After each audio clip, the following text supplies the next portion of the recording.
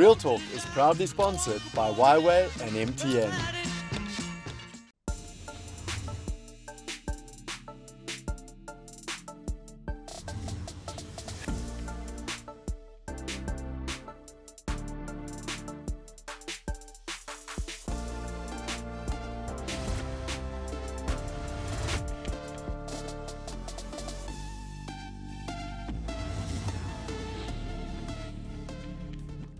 Good evening and welcome to Real Talk here on SABC 3, where the stage is yours. I'm your host, Azania Mosaka.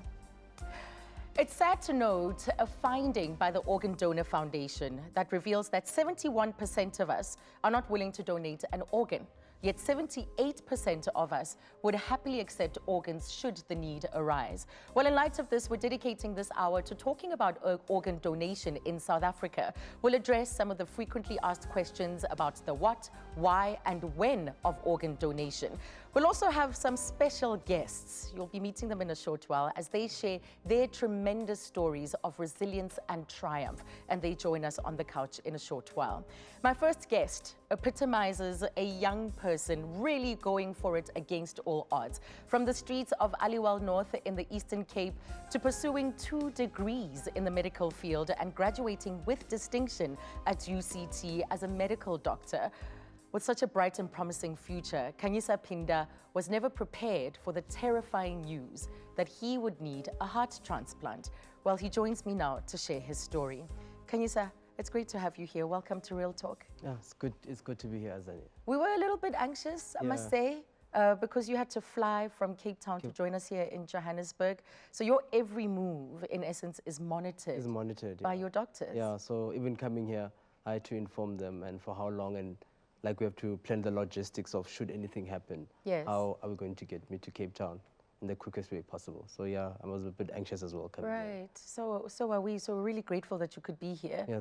You also had an appointment with your cardiologist recently. Yeah, I was supposed to have the appointment today, but then I rescheduled that for next week again. Yeah. Okay. So that's sorted now.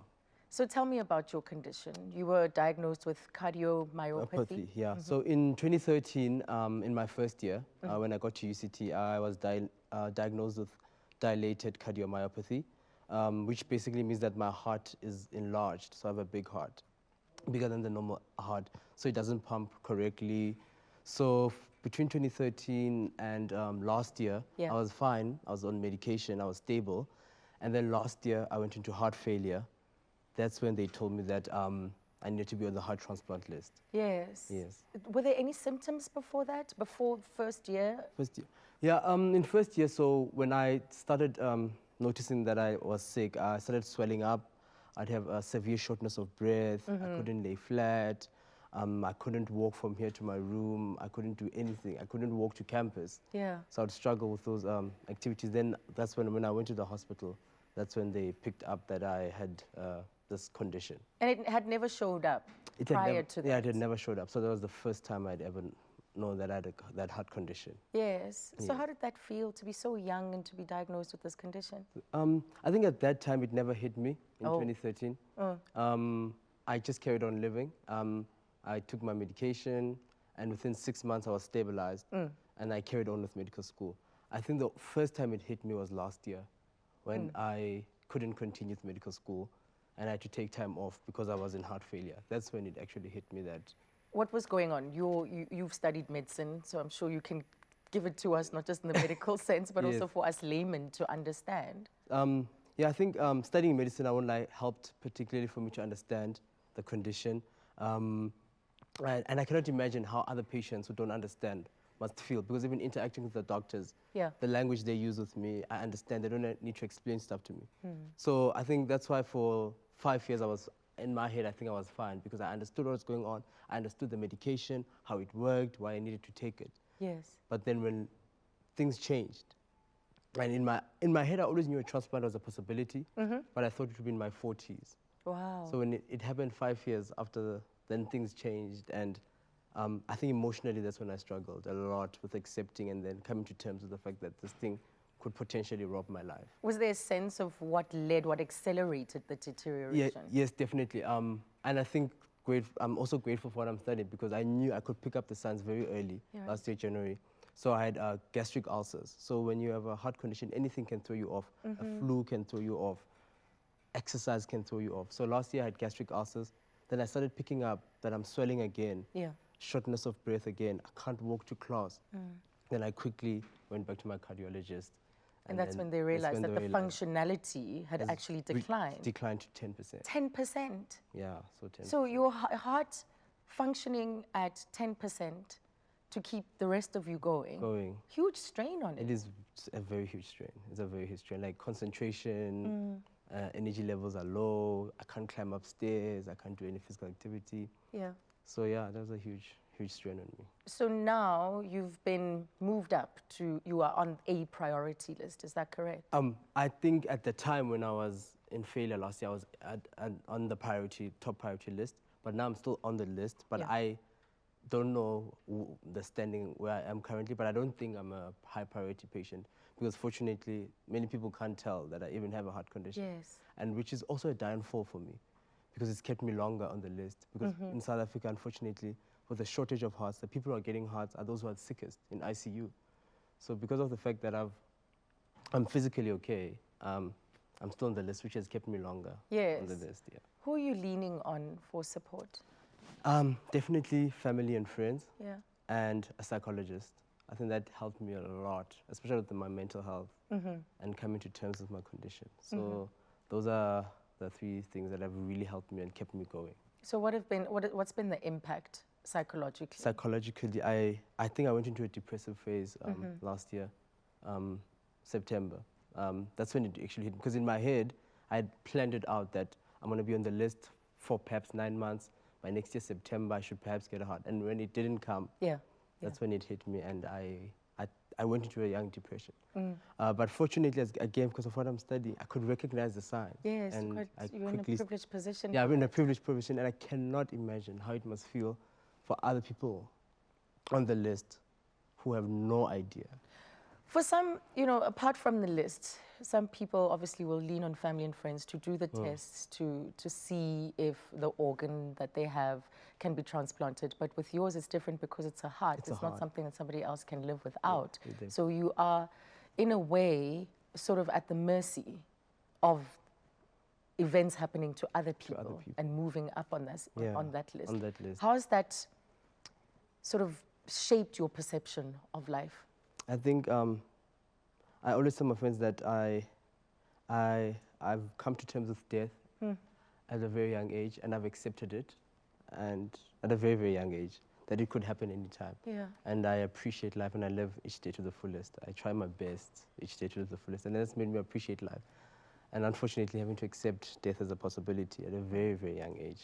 What were your views about organ donation before this? Before. And what are they now, especially considering what the Organ Donor Foundation has revealed about our views, that 71% of us are not willing, and yet we expect to get an organ. I think I was similar to those people. I was ignorant about organ donation because it had never hit me. So I think me and my family as well were in the same position. Something we never spoke about, we never heard of.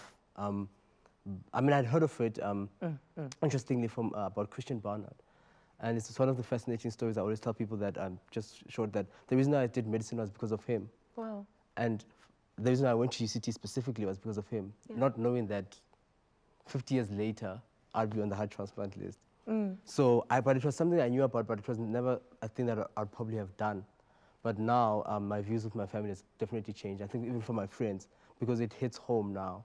Many of my friends I know have signed up. It's a conversation they're having with families about organ donation. So my views have also changed because it hits home now. So what's your message to South Africans watching right now, having heard your story? I think my message is I'd like to implore South Africans to speak to their families about their wishes on organ donation. Because signing up on the Organ Donor Foundation is not a legally binding thing. Yeah. The family can still refuse.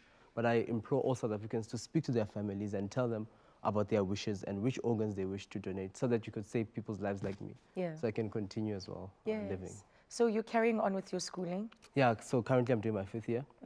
I carry on with schooling, trying to push, and that's what keeps me going. Absolutely, absolutely. Well, we pray I know that this probably doesn't mean as much because you live with that reality every day. But of course, there is a prayer and a hope that allows us to get through some of the challenges in life. Kanyisa, thank you very much for being here. Thank you so much. Thank you and all of the best. Thank you so much. Oh, that's a situation we certainly look for resolution on sooner rather than later. Well, if you're watching right now, we'd like to tell you that we're running a Twitter poll. So we'd like to know from you if you would donate your organs to save a life. So you can participate on our Twitter poll as posted on our handle at Real Talk on 3. And the lines are also open to you. So give us a call right now to share your stories, your views. Perhaps you're a recipient of an organ. After the break, you'll meet twin sisters, Thembi and Nomsa, as they share their heartwarming organ donation journey with us. Don't move.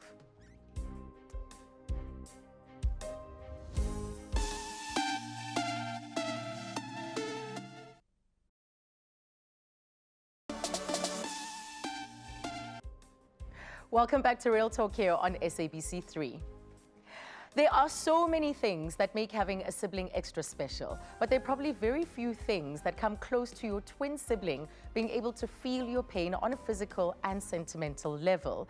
Thembi Makoba donated a kidney to her twin sister Nomsa Sibiya in the year of 2012 after several unexplained ups and downs with Nomsa's kidney health. Well, it's a pleasure to welcome the twin sisters here on Real Talk. Hello, Thembi. Hello, Nomsa. Hi.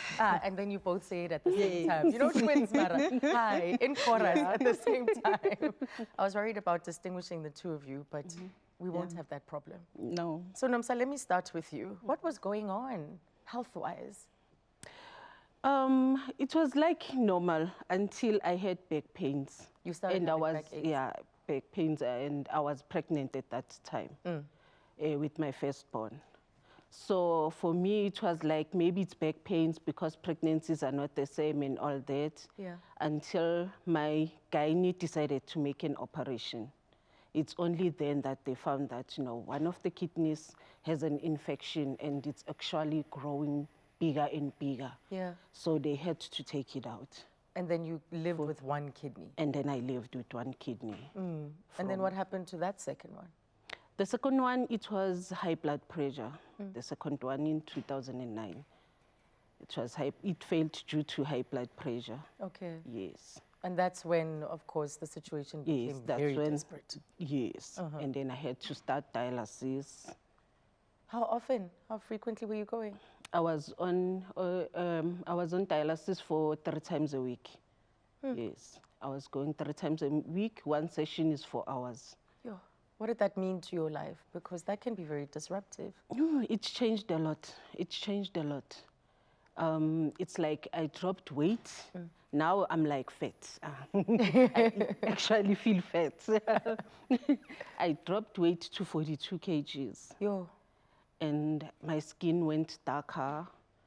It's like your life changes, so everything changes. And with also the diet that you have to eat, you have to change your diet. There's a limit of water. Yeah. You have to listen and do everything like the way it has to be for you to survive. It's not only for the treatment or for the doctors, but for you to survive, you have to comply to the new change in your life. Absolutely. Yeah. So when did it first become very urgent that you now needed an organ donation? It was in 2010 when it fully shut down. The one kidney, it fully shut down. So the doctors told me that your kidney now is like finally not functioning. So you have to start dialysis. And luckily, I didn't even have to ask her. She just she was in KZN that time. Yeah. So she just when I called and because I was told to tell the whole family. So when I called and told her that my kidney now has failed, I have to start dialysis. Yes. She just told me that, no, tell those doctors that they should wait on dialysis. I'm here, I'll donate. You didn't even think twice, Thembi? No. You didn't There was no hesitate? time. No, not at all.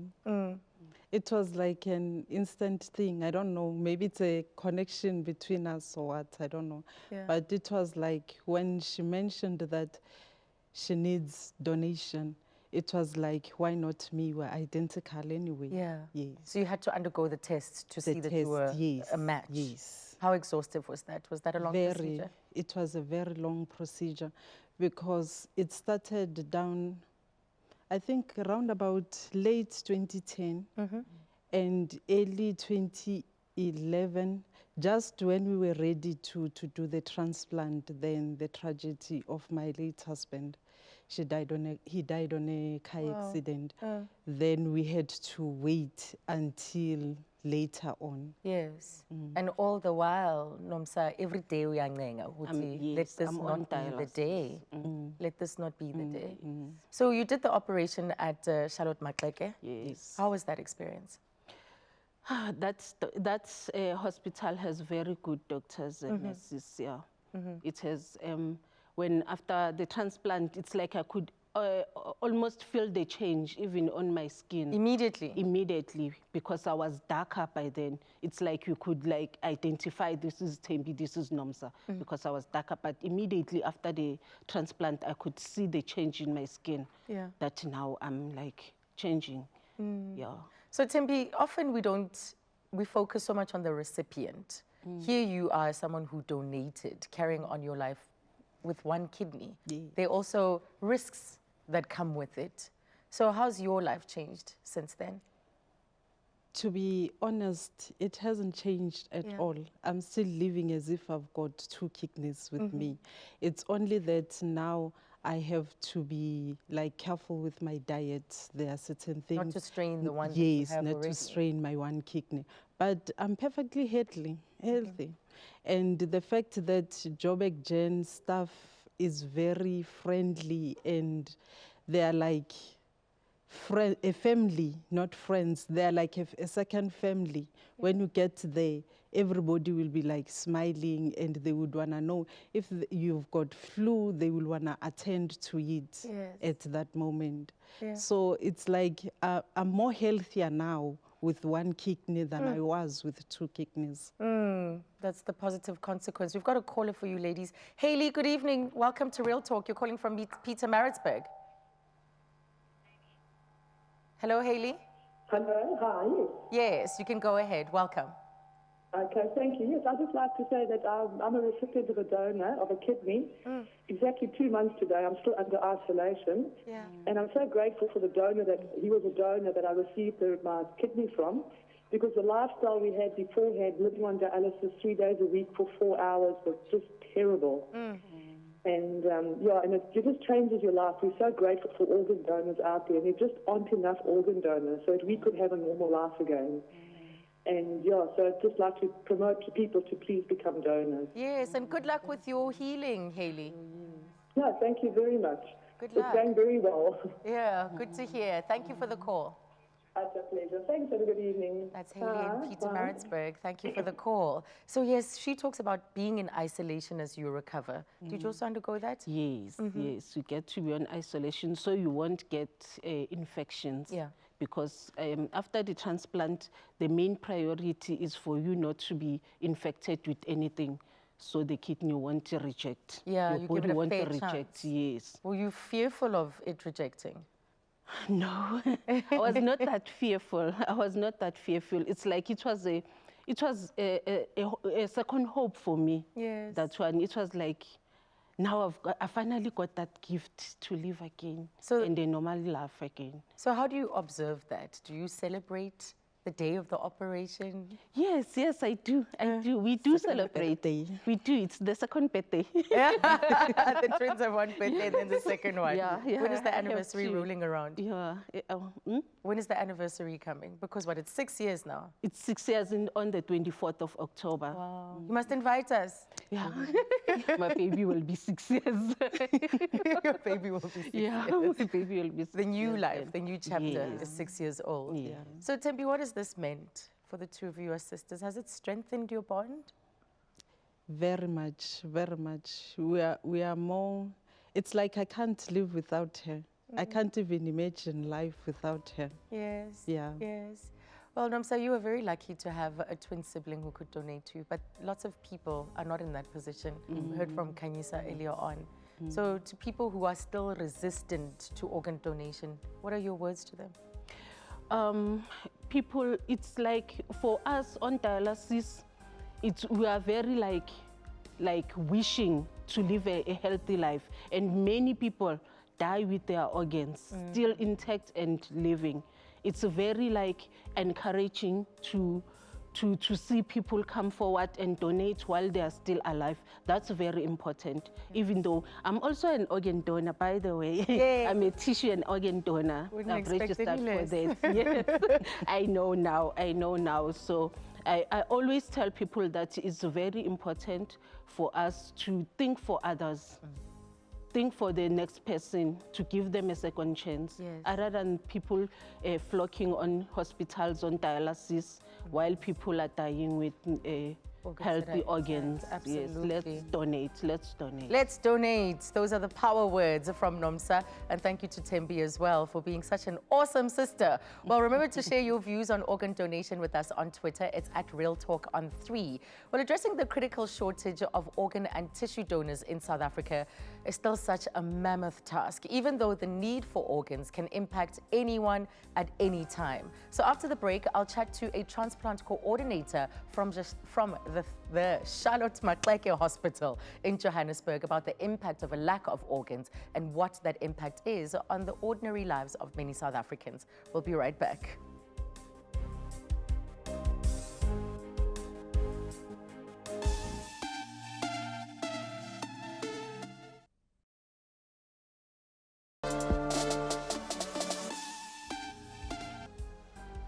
Welcome back to Real Talk with me, Azania. Well, if you've just joined us, we're discussing organ donation in South Africa. Dr. Annabelle Mollison didn't think twice when she had to step in to donate part of her liver to her ailing 9-month-old son at the time, Connor Mollison. Well, Connor was the youngest child in South Africa to undergo and survive a living donor operation, and the only 4th person in the country. Let's take a look at a home video update that was sent to us by Dr. Annabelle and, of course, her twin boys, Connor and Keegan. Hi, my name's Annabelle. These are my boys, Connor and Keegan. They were born at 32 weeks. Keegan was 1.4 and Connor was 1.8, and they're dressed up in my doctor masks tonight. Connor had a liver transplant when he was 9 months old for biliary atresia. That was diagnosed when he was 3 months old. He had a Kasai, but it's a little bit late to do the Kasai at 3 months. 2 months is before 2 months, you have much more success with it. So he and I spent about 6 months in hospital together. And then we were lucky enough to make it onto the list at Donald Gordon, with their amazing transplant team. And he had a bit of a rocky road after that. I think we went back to hospital for a bad EBV infection, and they thought he had PTLD, which is basically lymphoma that you get after a transplant. Stop it.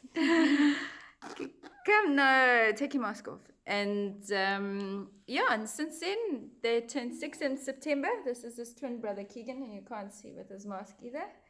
Hello. How are you? Who was that? We're doing a video for TV to say what happened to Connor's tummy. What? Because it tells people that they must also donate organs and help people who have sick organs like livers and kidneys and eyes, so that people can be saved, like Connor was saved. Hey? Not me. Hey? Not you. You didn't have anything wrong with your tummy. Why? Oh, you're a lucky boy. And Connor's tummy's all fixed now. Hey? I'm also a lucky boy. You are a lucky boy. All right, bye. Well, clearly things are going really well. That was one of the most publicized organ donor stories in the country a few years ago. And look at them, growing, bouncing, and being typical. Why? As children often do. Well, thank you very much to the Mollison family for continuing to educate others about the importance of donating organs. The organ donor versus recipient ratio is a huge concern at the moment. So does this mean we need more community awareness? Do we need more educational campaigns around this issue, both in the public and medical professions? Well, here to give us some insights and perspective is Sister Ntswaki Madumo, who is a transplant coordinator at the Charlotte Maxeke Hospital in Johannesburg. Sister, thank you so much for being here.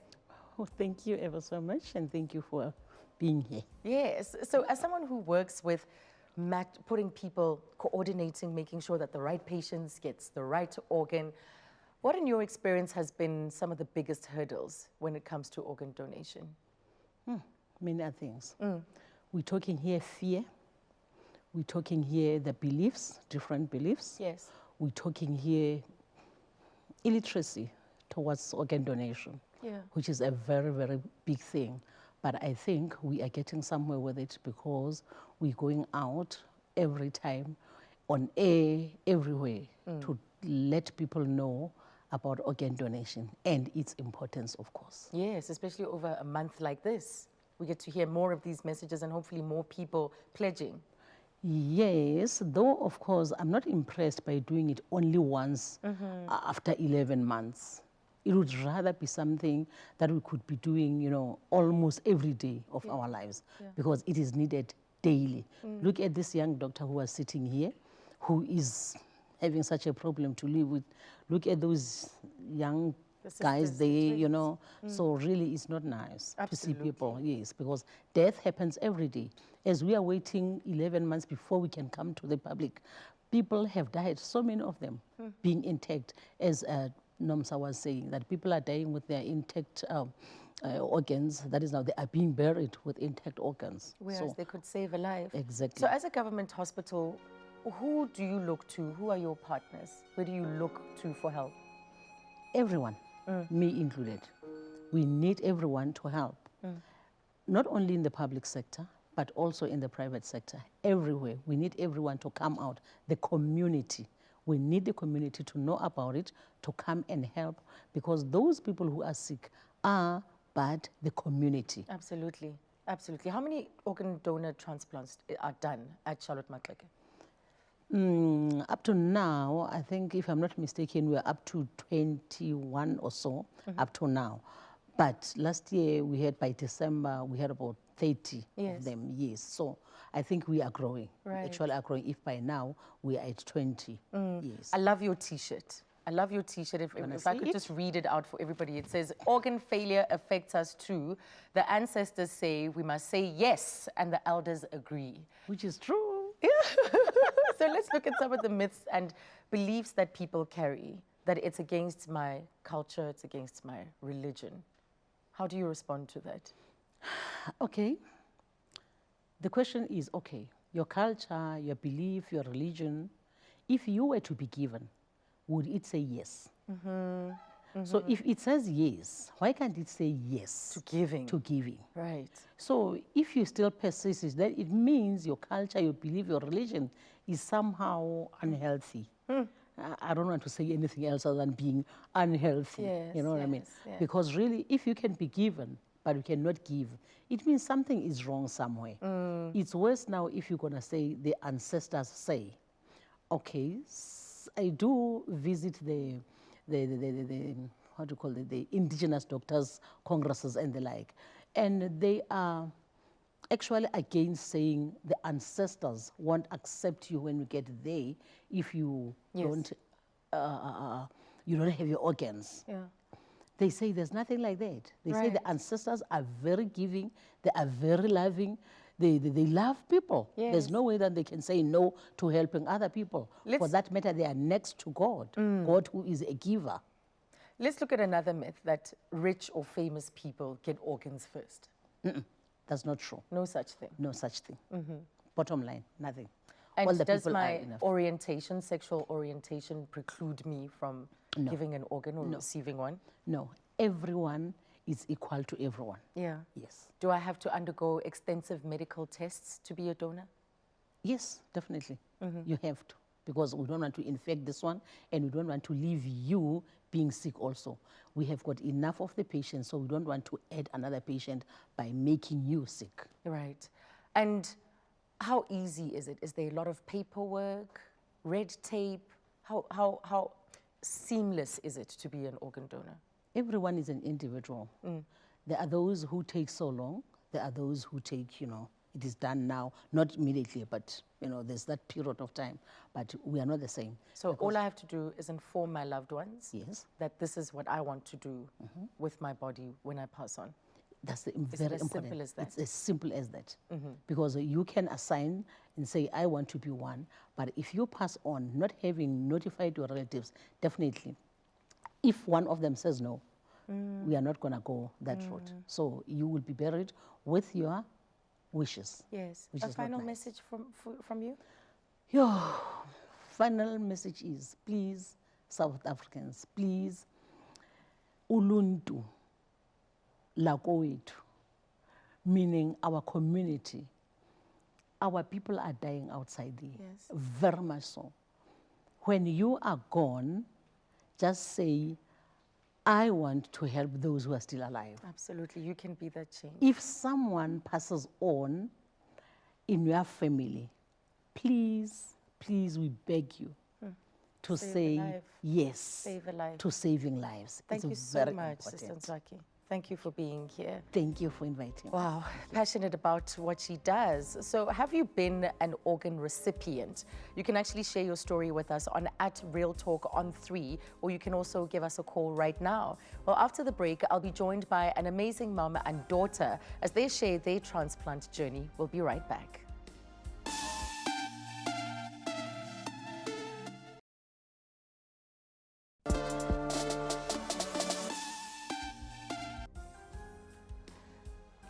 Welcome back to Real Talk on SABC3. Jenna Bossinger was just 8 months old when doctors discovered a rare liver disease called biliary atresia, and it threatened to take her life. But thanks to family support, a generous liver donor, and dedicated medical staff, she's here today. She's 10 years old, 10 years young, and thriving academically and socially. So please welcome my guests, Jenna and her mother, Stacey. Hello. Hello. Hi. Look at you, 10 years old. You were very young at the time, of course, right? Yeah. So what has your mom told you about what happened? She told me that I was a miracle child, and she told me about my 2 birthdays that I have. You also celebrate 2 birthdays. So Stacey, take me back to that diagnosis. What was going on? Because she was so young. She was actually diagnosed at 10 weeks. Wow. And so we had to, well, we waited until 9 months for her to have a liver transplant. So, yeah, so we, in the very beginning, she came home, miserable child. And I think that what alerted me to something being wrong is that she had pale stool. So we did a whole lot of tests, and in like 24 hours, we ended up going into hospital, and she had a Kasai operation, which wasn't successful. And we were on the waiting list for about 4 months, and we waited and waited until we got the call where she got a liver transplant at the age of, it was 9 months old. It must have been a great sense of relief. It was. It was a sense of relief, but I mean, for all those months you'd actually lived with a sick child and you'd learned to cope. So when it actually happened, it was quite scary because now things were changing. Yes. And And it took, clearly, because she's here today. Yes, we had a lot of, it's been a rough road. It wasn't an easy one.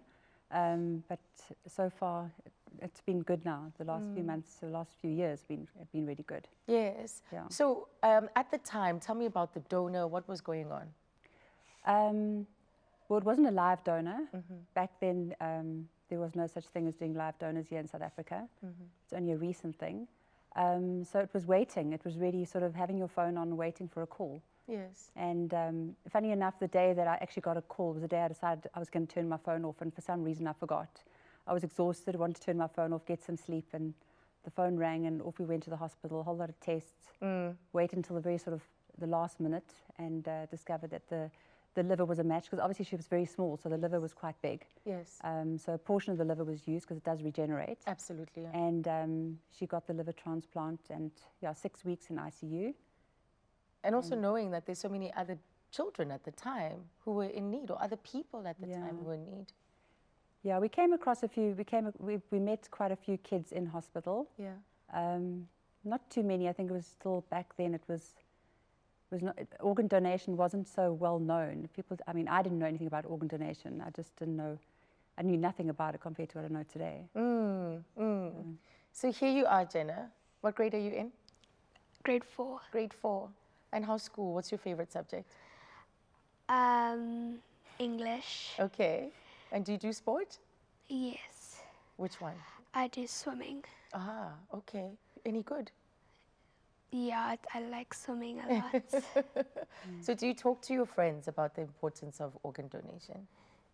No, but there is one friend that I do talk to. Her name is Michaela, and she's really helped me. Wow, in what way? Does Like, she know a lot about it as well? yeah, I talk to her about it, and she helps me. And how's your older brother? He's been incredibly supportive. Yeah, when he comes to hospital, he doesn't come crying or anything. He'll come, always bring me a present, but I think the best present he brings me is a smile. So are there still these constant visits, this constant monitoring that has to take place? It has been. We've had. She had rejection in 2016, so we had. That's why I said it has been a bit of a. It's been a bit of a rough road, but so far so good. Since 2016, we've been out of hospital, but she spent quite a bit of time in hospital. Yeah. You know, she's immunosuppressed, so also, being immunosuppressed, you've got to, you know, she's being so small, she catches infections, and that means intravenous antibiotics as opposed to just being home on antibiotics. Right, So right. I think that's caused us to be in hospital quite a bit. And what's the impact been on you as a mom, on the family? I've got a very supportive family, which has been great. Yeah. It obviously has an impact, but it's brought us closer. I think it definitely has brought us a lot closer. And yeah, it's been tough at times, but I think the love and the support of the family has made it a lot easier. Yes. Well, Jenna, there are lots of kids, younger than you, older than you, same age as you, who are in a similar situation. And of course, we know that people can do something about it. So what would you say to like people that are still not sure, that are not fans of organ donation? What would you say to them? I would say they have to just be strong and wait. Yeah, yeah. Be patient. And be patient. Something will happen. Yeah. Something will go your way. Incredibly brave. Incredibly brave to both of you. Thank you very much. Thank you. Well, I just want to share some of the results from our poll that we ran on social media, but great comments as well coming in. One from Sipogazi says, I'm an organ donor, a decision I discussed with my family. I encourage other people to sign up as organ donors so others can get a chance to live longer. Another one says, yes, I would. 2005, I lost my mom to kidney failure. And when she was going through dialysis, I offered her and she refused. Wow, you must, that comes from Patience Dinyeko.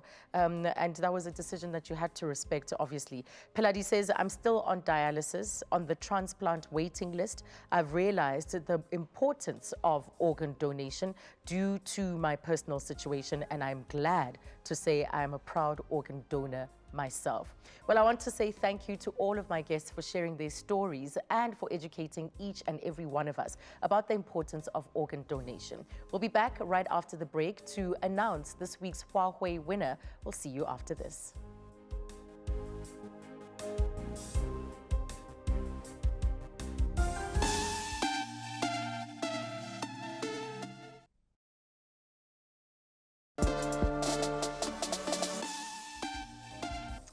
Welcome back. It's that time of the week once again where you can stand a chance to win. Well, this Women's Month, all you have to do is record a surprise moment with a woman in your life. Tag @RealTalkMoments, that's the hashtag, and hashtag HuaweiP20 in your video. Well, the winner will be selected because they have inspired us and, of course, have been inspired by a woman that they want to surprise. So remember to look out for examples tomorrow that we'll put on our page. Good luck.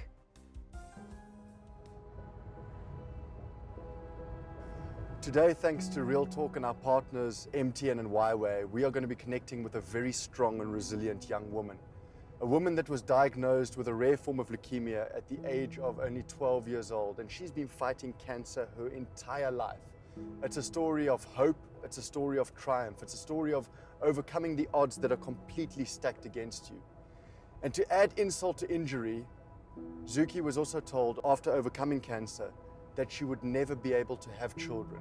Now we know the hashtag Real Talk Moments is all about sharing special moments with people. And today we're not only sharing the moment with Zuki, but also with her young 7-year-old beautiful daughter.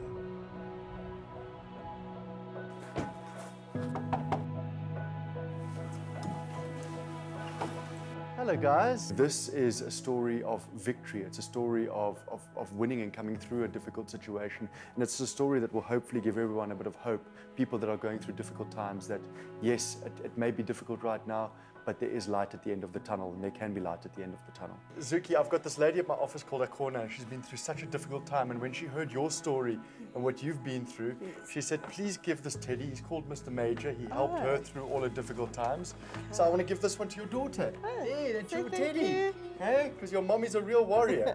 It's nice to arrive somewhere and give something back when we do these hashtag Real Talk moments. And as always, YW and MTN come to the party. They've got their little goodie bag full of stuff. Thank you very much. There's more stuff in there for you.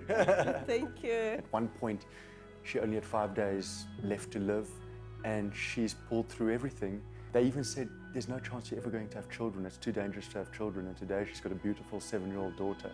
So what this woman has been through, what Zuki's been through, is an absolute miracle.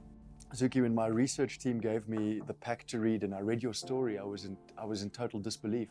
I mean, you shouldn't even be alive today. Yeah, that's most of my friends believed in, that I wouldn't be alive today. So you got cancer at 12. You were treated for 3 years. Yes. And then you had a major relapse at the age of 17. Yes. What happened? When I relapsed, it was very difficult for me to go back to the hospital because I didn't want to go back anymore. I've been there for like almost 3 years, and going back again, it was very difficult. And at that time, when I found out my diagnosis now has changed from chronic myeloid leukemia to acute lymphoblastic leukemia ×2, and when there was no hope that I'm going to leave, it devastated me very much. But I never gave up hope. I just wanted to fight the cancer, and with God by my side, I thought, I'm going to make this, and I made it.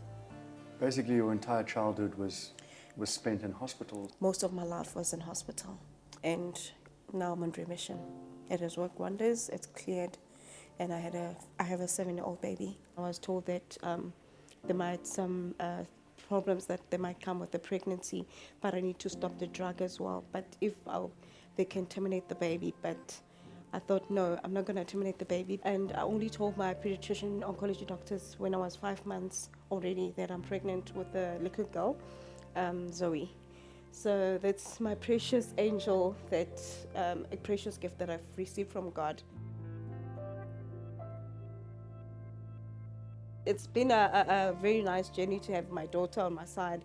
And Zoe means life to me. And in Greek, apparently Zoe, means life. So she is my life. She has been everything to me. She means a lot to me. Being in remission, it's like you fought the battle. You have survived. And I am a survivor today. And I know some of my friends, some of the other people that I was with, they lost the battle, but there are survivors out there. Cancer, it's not like a death sentence. We can fight it out there. The most wonderful things in life are sharing special moments, and our special moment that we're focusing on today is we're going to the Lion Park. I know that Zoe is a big fan of wild animals, and there's no better place. It's 20 minutes outside Johannesburg, and I'm sure it's going to be wonderful.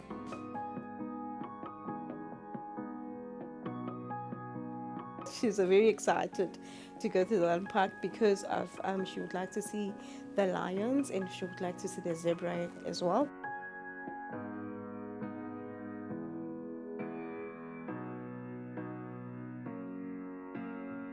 Wow, look at this. Wow. Oh my goodness. I cannot believe that. Frightening, absolutely frightening. I've never been so close to a lion. I've seen a lion from far. If you go to the Johannesburg Zoo, and then you'd see a lion so far. But today I managed to see a lion close to me, and I was able to touch the paws. So it was really amazing. For me, for myself, my hope is that I live long, and I would like to grow grey hair, that I become very old, and for my child to be able to not follow in my steps, but become somebody to help others as well.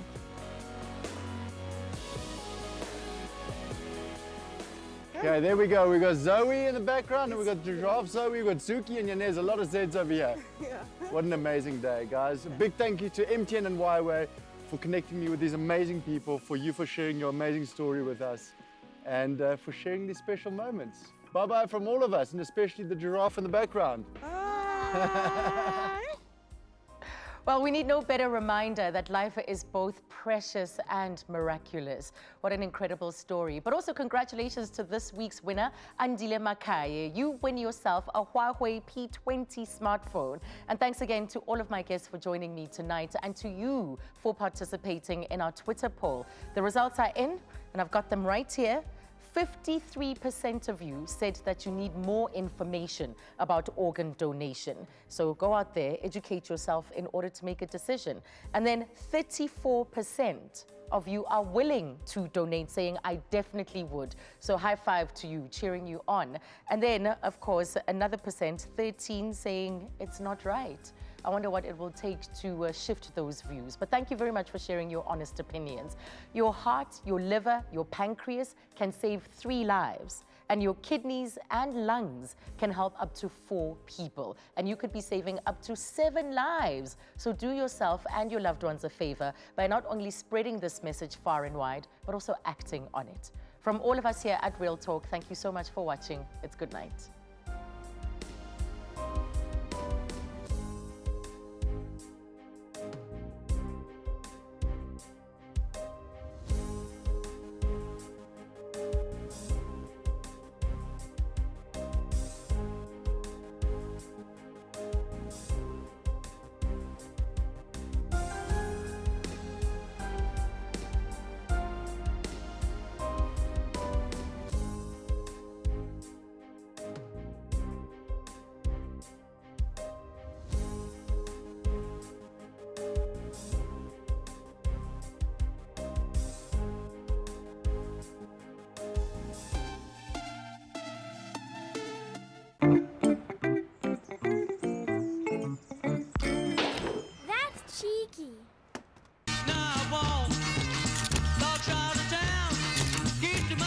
Real Talk is proudly sponsored by YWay and MTN.